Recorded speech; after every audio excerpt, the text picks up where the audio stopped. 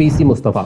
एक ऐसा बच्चा जो गांव में दिहाड़ी मजदूरी का काम करा करता था अपने स्कूल की छुट्टी के दौरान, जिसके पिताजी 25 रुपए की दिहाड़ी किया करते थे एंड खुद मुस्तफ़ा को मिलते थे सिर्फ 10 रुपए। लेकिन ये वही बच्चा है जो आगे चल के आज के टाइम में बनता है आईडी फ्रेश कंपनी का को फाउंडर एंड ओनर, जिसकी करंट में आज मार्केट वैल्यू है तकरीबन 2000 करोड़ की, जिसके प्रोडक्ट्स इंडिया में नहीं बल्कि पूरे ग्लोबल लेवल पे तक बिकते हैं। लेकिन आखिर एक छोटे से गांव से ये लड़का इतने बड़े ग्लोबल लेवल तक कैसे पहुंचा? जहां पे इनकी कहानी की शुरुआत होती है केरला के एक छोटे से गांव चेन्नौर से,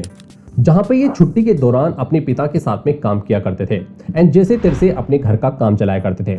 हालांकि इनको काफ़ी प्रॉब्लम्स का सामना करना पड़ा था स्टार्टिंग में, बिकॉज इनके फादर्स के पास कोई इतना फंड नहीं था, ऊपर से कर्जा अलग था एंड ये मजदूरी किया करते थे। धीरे धीरे एक टाइम ऐसा आया कि इनके घर पे बारिश के दौरान लीकेज आने लगे एंड इनको मकान मालिक से कई बार सुनना भी पड़ा एंड तभी इन्होंने अपने माइंड में डिसाइड कर लिया था कि ये अपने लिए एक ऐसा घर बना के रहेंगे जहाँ पे कि इनको ऐसी प्रॉब्लम कभी फेस ना करने पड़े एंड ये इन्होंने करके दिखाया।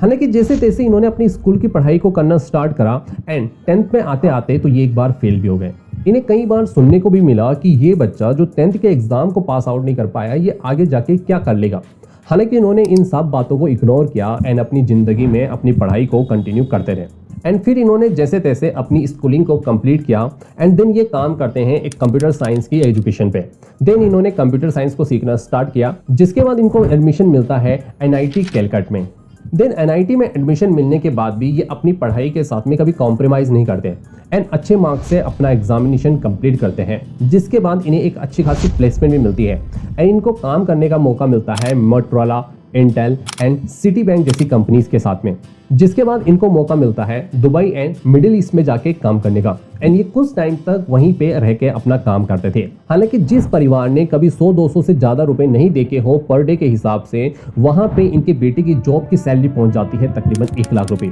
हालांकि इनके पिताजी को तो बिलीव नहीं होता कि इनका बेटा इतने ज़्यादा पैसे कमा पा रहा है। जिसके बाद इन्होंने अपने पिताजी के कर्ज को कंप्लीट करा, अपनी बहन की शादी करवाई एंड जैसे तैसे इंडिया वापस लौटे और फिर जैसे तैसे इन्होंने सारे कर्जे खत्म करने के बाद अपने काम को कंटिन्यू करना स्टार्ट करा। जब इनके काम के दौरान इनको छुट्टी मिली तो ये वापस आते हैं बेंगलुरु में एंड जब ये देखते हैं कि इनके 4 भाई एक ठेले पे डोसा बटर बनाने का काम कर रहे हैं तो इनको काफ़ी ज़्यादा सरप्राइज होता है एंड थोड़ा सा क्यूरियोसिटी भी होता है कि आखिर ये ऐसा क्या काम कर रहे हैं जिसमें सिर्फ 50 रुपये से इनका काम स्टार्ट हो रहा था। देन जब मुस्तफ़ा ने इन सारी चीज़ को देखा एंड उनके बारे में पढ़ना स्टार्ट करा तो उनको यहाँ पे एक अच्छा खासा बिजनेस आइडिया देखने को मिला, जहाँ पे उन्होंने देखा कि मार्केट में वो लोग जो कि खास करके शहर में रहते हैं उनको इतना टाइम नहीं मिलता है कि वो डोसा के लिए बटर लेके आए मार्केट से, वो भी बन बनाए। तो अगर हम उनको बन बनाए बटर सप्लाई करें तो हम उनकी प्रॉब्लम को सॉल्व कर सकते हैं एंड फास्ट रेवेन्यू भी अचीव कर सकते हैं। और फिर क्या था, यहीं से मुस्तफ़ा का बिजनेस आइडिया काम करना स्टार्ट कर देता है। हालांकि इस टाइम पे मुस्तफ़ा की जो जॉब की सैलरी थी वो पहुंच जाती है तकरीबन 3 लाख रुपए मिडिल ईस्ट में एंड उसके बाद उनका इंडिया में आना it's not just a surprise,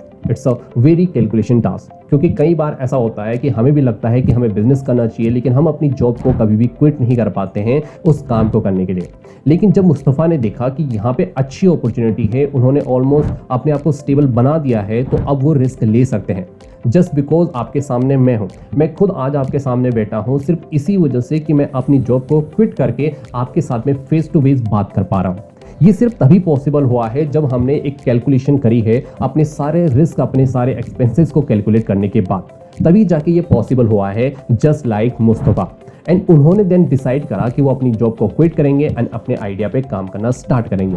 and फिर जब उन्होंने इस आइडिया पे काम करना स्टार्ट करा तो उनको पता चला कि मार्केट्स में इसकी अवेयरनेस ही नहीं है एंड जब उन्होंने अपना पहला प्रोडक्ट बनाया एंड उसको बेचने के लिए किराना स्टोर पे जाते हैं तो लोगों को पता ही नहीं होता। लोगों का कहना होता है कि ये क्या आइटम है, ये कौन सा प्रोडक्ट है, हमने आज तक इसके बारे में कभी सुना ही नहीं। सो यहाँ पे उनको काफ़ी प्रॉब्लम आती है कस्टमर को एंड जो किराना स्टोर्स हैं उनके ओनर्स को कन्विंस कराने के लिए कि आप उनके प्रोडक्ट को यूज़ करो। इसके लिए वो 2 स्ट्रेटेजी बनाते हैं। पहली स्ट्रेटेजी ये होती है कि वो घर घर तक जाते हैं एंड लोगों को कहते हैं कि आप हमारा प्रोडक्ट यूज़ करके देखिए, अगर आपको ये अच्छा लगता है तभी जाके आप इसकी पेमेंट कीजिए, अदरवाइज नहीं। एंड दूसरी स्ट्रेटेजी वो यहाँ पे यूज़ करते हैं वो होता है कि वो अपने प्रोडक्ट्स में से जो एक्सपायरी डेट होती है उसको रिमूव कर देते हैं, लेकिन उसकी जगह एक नई चीज़ एडिट करते हैं। जिसको कहा जाता है एक्सपायरी टाइम। हालांकि ये एक यूनिक मॉडल था जो उनके बिजनेस के आगे चल के आइडेंटिटी भी बना, क्योंकि हर प्रोडक्ट में एक्सपायरी डेट होती है लेकिन उनके प्रोडक्ट में थी एक्सपायरी टाइम।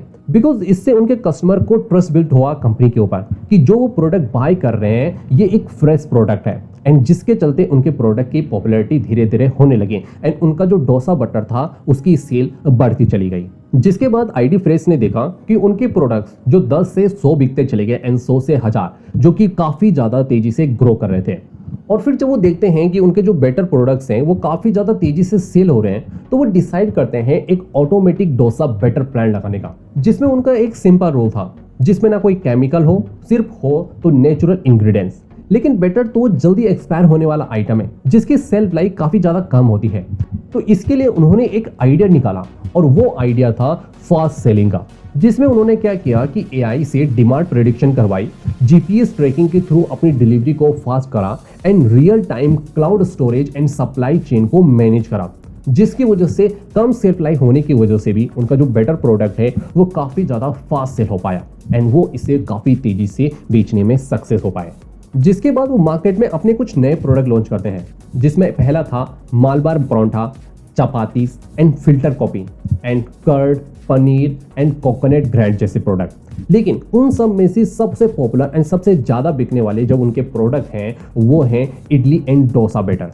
जिसमें उन्होंने इडली एंड डोसा को बना के पैकेजिंग करके मार्केट में सोल्ड आउट करना स्टार्ट कर दिया, जिससे कि कस्टमर को ज्यादा टाइम नहीं लगता है इडली डोसा बनाने में अपने घर में अपने किचन पे, जिसकी वजह से वो किसी भी टाइम, चाहे रात हो चाहे दिन हो चाहे मॉर्निंग हो, अपने लिए इडली डोसा तैयार कर सकते हैं। और इसी के चलते जो उनकी रीच बेंगलोर तक थी वो बढ़ के मुंबई, दिल्ली, हैदराबाद, अहमदाबाद जैसे कई सिटीज में पहुंचती है, इवन इंटरनेशनल मार्केट तक पहुंचती है, जहां पे यूएई, कतर, यूएसए, यूके जैसे कंट्रीज में भी उनके प्रोडक्ट्स की सप्लाई स्टार्ट हो जाती है। इसी वजह से आईडी फ्रेश की जो प्रेजेंस है वो हमें मोर देन 45 सिटीज में देखने को मिलती है। इवन उनके 30,000 से ज्यादा आउटलेट्स भी हमें देखने को मिलते हैं। हालांकि उनकी ग्रोथ को ब्रेक लगता है 2020 में, जब कोविड-19 आ जाता है, बिकॉज उस टाइम पे सारे रेस्टोरेंट बंद, पूरी sales zero and delivery impossible, सब कुछ ऑलमोस्ट बंद सा हो गया था। जिसके चलते 2020 से 2021 में कंपनी की जो सेल्स होती है, यानी कंपनी का जो रेवेन्यू आता है वो आता है 294 करोड़ का, एंड कंपनी को जो लॉस होता है वो होता है 27.7 CR का। ऑब्वियस सी बात है, जहां पे सब कुछ बंद था, जहां पे कि मोस्ट ऑफ द कंपनीज ने लॉस फेस किया था, सेम चीज आईडी फ्रेश के भी केस में हमें देखने को मिलती है। लेकिन नेक्स्ट ईयर फाइनेंशियल ईयर 21-22 में कंपनी ने अगेन 383.5 करोड़ का रेवेन्यू पोस्ट किया, जिसमें कंपनी को अगेन लॉस देखने को मिल जाता है 70.3 CR का। यानी जहां पे पिछले साल लॉस सिर्फ और सिर्फ 27 करोड़ का था, वो बढ़ जाता है ऑलमोस्ट 3 टाइम्स या और हो जाता है 70 CR।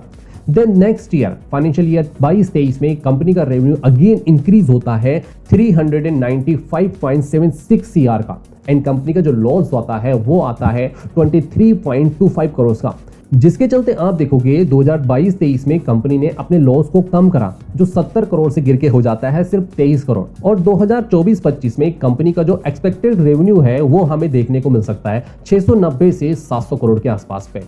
और यही नहीं, उनका जो नेक्स्ट स्टेप है या उनका जो नेक्स्ट गोल है वो है दोस्तों 1100 करोड़ के रेवेन्यू तक पहुंचना, और वो भी 20% एबिटा मार्जिन के साथ में, वो भी 2027 तक। बिकॉज 2027 में उनका प्लान है अपनी कंपनी को इंडियन स्टॉक मार्केट में लिस्ट करवाने का,